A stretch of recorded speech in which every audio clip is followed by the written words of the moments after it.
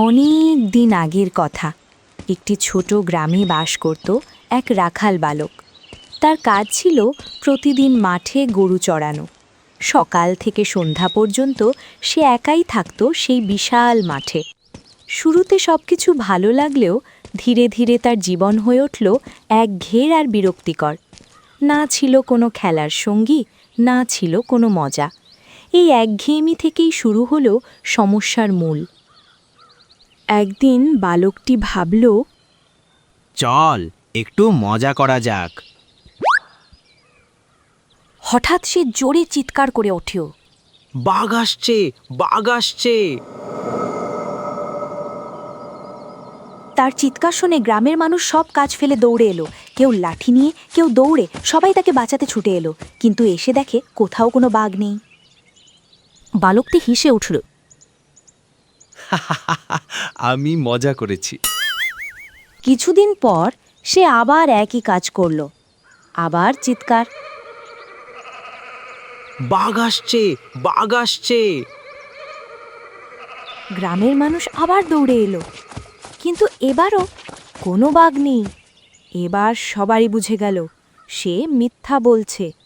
তারা লেগে গিয়ে বলল, তুমি সব সময় মিথ্যে বলো।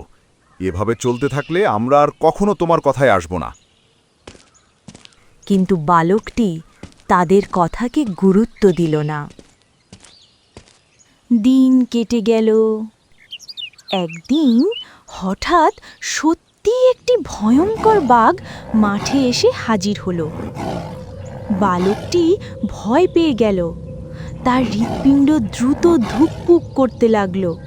হাত পা কাঁপতে শুরু করলো। সে বুঝতে পারল এবার সত্যিই বিপদ।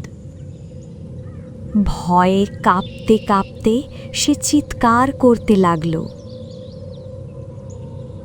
বাঘ আসছে, বাঁচাও, বাঁচাও! সে যত জোরে পারে চিৎকার করল, কিন্তু গ্রামের কেউ আর এলো না। কারণ তারা ভাবল এটাও তার আরেকটা মিথ্যা।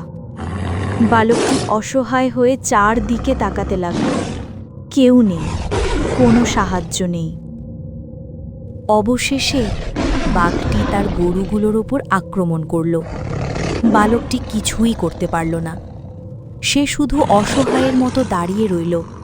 তার চোখে ভেসে উঠল তার নিজের ভুলগুলো। সে বুঝতে পারল তার মিথ্যার ফল তাকে কত বড় ক্ষতির মুখে ফেলেছে।